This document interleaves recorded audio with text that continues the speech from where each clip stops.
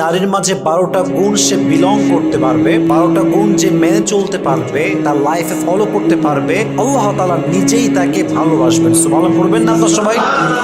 প্রথম যে গুণের নারীকে আল্লাহ তাআলা ভালোবাসেন সেই গুণটা হচ্ছে, যেই নারী প্রতিশোধ না নিয়ে মাফ করতে পারে আল্লাহর দিকে তাকিয়ে, আল্লাহ তাকে নিজেই ভালোবাসার ঘোষণা দিয়েছে। সুবহানাল্লাহ পড়বেন না আপনারা? কোরআনে আল্লাহ তাআলা বলেছেন, উইদ্দাত লিল মুত্তাকিন, আমি জান্নাতকে প্রিপেয়ার করে রেখেছি তাদের জন্য যাদের হৃদয়ে আল্লাহ তাআলার ভয় আছে।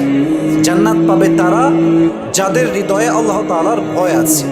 তো তাদের গুণ কি কি আছে? আল্লাহ তাআলা একটা গুণ বলেছেন, ওয়াল আফিনা আনিন নাস, দে উইল ফরগিভ পিপল, তারা মানুষকে ক্ষমা করবে, and they will not take revenge, তারা প্রতিশোধ নেবে না। অনেকে দেখবেন যে অনেক আগে কেউ কষ্ট দিয়েছে, কোনো একটা কথা বলে, গালি দিয়ে, ধার নিয়ে বা কোনো একটা ভাবে তাকে কষ্ট দিয়েছে, বাট মানুষ এটাকে পেলে পুষে বড় করে 4 বছর পরে গিয়ে হলো প্রতিশোধ নেয়। অনেকে আবার খুনও করে।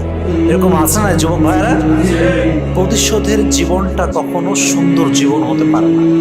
প্রতিশোধের মাঝে কোনো আধ্যাত্মিক কোনো লাভ নেই, আত্মকেন্দ্রিক কোনো লাভ নেই, মনের শান্তিও নেই। মাফ করবেন, আল্লাহ নিজেই আপনার হৃদয়ে একটা আল্লাহ প্রদত্ত শান্তি দান করবেন।